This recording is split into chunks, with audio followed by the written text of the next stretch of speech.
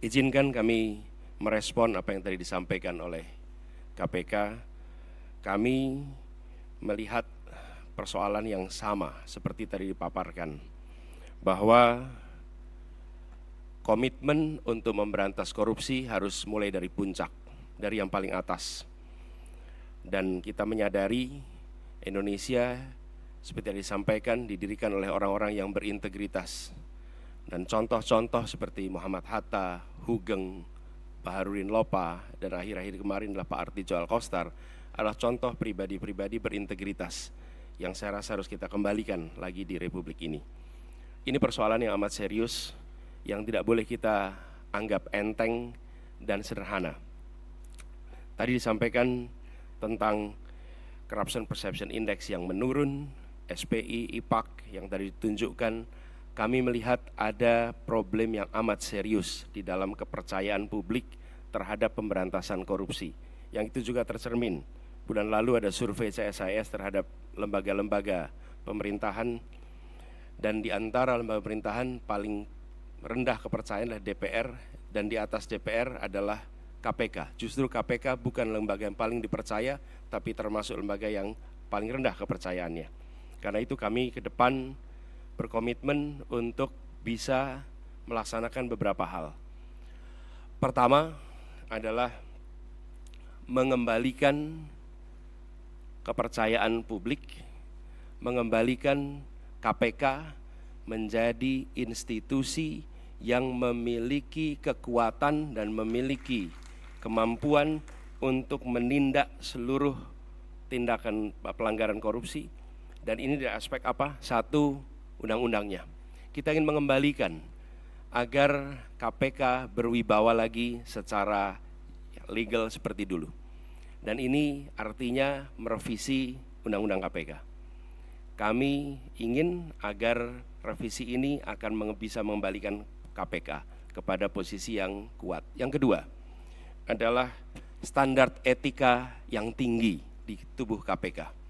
Kita ingat era di mana KPK datang di sebuah tempat, tidak mau ikut makan, tidak mau ikut kegiatan-kegiatan yang didanai di luar KPK. Standar yang tinggi itu harus dikembalikan di KPK, sehingga bukan saja undang-undangnya memberikan kekuatan dan kemandirian, tapi juga di dalamnya baik pimpinan maupun seluruh staf bekerja dengan kode etik yang amat tinggi. Yang ketiga adalah rekrutmen. Rekrutmen di KPK kita perbaiki sama-sama seperti tadi disampaikan yang diusulkan oleh Presiden di tingkat pimpinan maupun rekrutmen staf. Bukan sekedar mencari pekerjaan, tapi menjadi tempat untuk memberantas korupsi. Ini hal pertama yang kami ingin lakukan. Yang kedua adalah seperti katakan tadi, optimalisasi LHKPN. Dan kami setuju, bila tidak itu dilaksanakan, maka bisa dilakukan demosi, bahkan reposisi atau sanksi yang lain. Lalu kami melihat perlunya kita menuntaskan undang-undang atau RUU perampasan aset. Koruptor harus dimiskinkan, tidak ada pilihan lain. Ini adalah hukuman yang harus diberikan. Yang berikutnya adalah kami ingin mendorong konsep illicit enrichment dan trading in influence. Sesuai dengan UNCAC yang harapannya nanti akan menjadi arus utama dalam pemberantasan korupsi. Lalu yang tidak kalah penting, kami berencana untuk mendorong pengesahan RUU pendanaan politik. Karena salah satu problem utama adalah justru karena proses politik, pelibatan, baik itu kegiatan partai politik, kegiatan kampanye yang tidak memberikan ruang yang cukup untuk pendanaan dari negara dan publik menjadi salah satu sumber korupsi yang terjadi di Republik ini. Kemudian kita berencana untuk memberikan hadiah yang layak bagi pemburu koruptor, sehingga yang memburu koruptor bukan hanya aparatur dari KPK, kepolisian, dan kejaksaan, tapi semua pihak yang ikut melaporkan, memburu, mereka mendapatkan reward yang setara. Ini adalah komitmen kami terkait dengan pemberantasan korupsinya. Yang berikutnya adalah terkait dengan sektor-sektor utamanya. Pemberantasan korupsi harus diselesaikan di semua sektor, tapi kami melihat ada beberapa sektor utama yang harus diawalkan.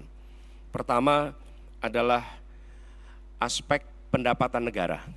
Kami melihat penting sekali adalah aspek ini dilakukan tindakan yang serius, pajak, cukai, PNBP.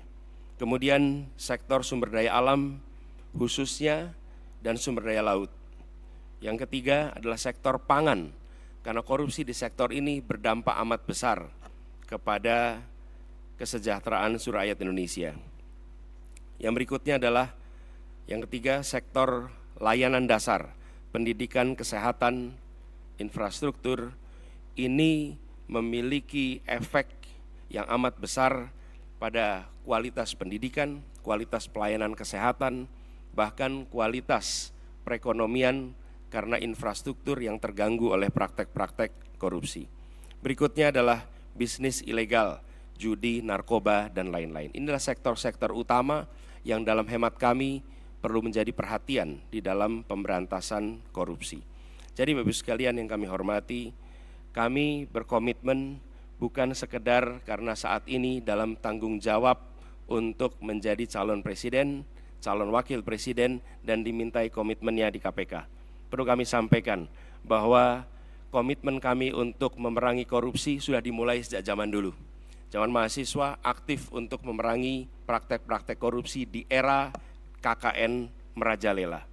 Ketika kami bertugas sebagai akademisi, rektor, maka kami menetapkan mata kuliah anti korupsi sebagai mata kuliah wajib yang harus diambil oleh setiap mahasiswa. Dan waktu itu bekerja sama dengan KPK. Barangkali menjadi satu-satunya universitas di Indonesia, bahkan mungkin di dunia, yang menjadikan mata kuliah anti korupsi sebagai mata kuliah wajib. Dan tujuannya seperti disampaikan oleh Pak Nurul Gufron tadi, di aspek pendidikan kita ingin memangkas suplai potensi koruptor. Dan bila itu dikerjakan, harapannya dalam jangka panjang kita akan bisa mencegah potensi itu. Yang berikutnya, ketika kami bertugas di DKI, kami membentuk yang disebut sebagai Komisi Pencegahan Korupsi Ibu Kota, KPK Ibu Kota. Ini dikerjakan untuk kita mencegah praktek korupsi yang ada di dalam institusi Pemprov DKI Jakarta. Jadi Bapak-Ibu sekalian kami hormati, soal ini adalah soal serius, bukan soal untuk main-main, bukan soal untuk guyonan. Ini adalah persoalan korupsi yang amat mendasar harus dibereskan. Dan kami tegaskan bahwa komitmen yang kami sampaikan di sini adalah komitmen kami melanjutkan apa yang sudah kami kerjakan selama ini. Bukan semata-mata karena ditugasi menjadi pasangan calon presiden, tapi ini adalah komitmen lama yang akan kami teruskan. Dan insya Allah ketika kami ditugaskan, maka integritas menjadi faktor nomor 1 dalam penentuan pribadi-pribadi di pemerintahan. Termasuk ketika penyusunan kabinet, dalam penyusunan pimpinan-pimpinan lembaga, termasuk dalam mengusulkan nama-nama menjadi anggota KPK, pimpinan KPK. Ini semua bagian dari komitmen kita untuk mengembalikan agar kepercayaan rakyat pada pemimpin, kepercayaan rakyat kepada pemerintahan bisa pulih kembali.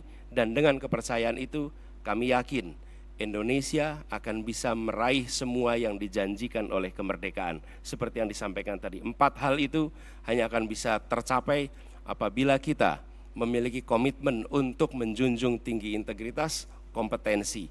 Dan inilah komitmen yang kami berikan kepada seluruh rakyat Indonesia melalui forum yang terhormat pada malam hari ini. Terima kasih. Assalamualaikum warahmatullahi wabarakatuh.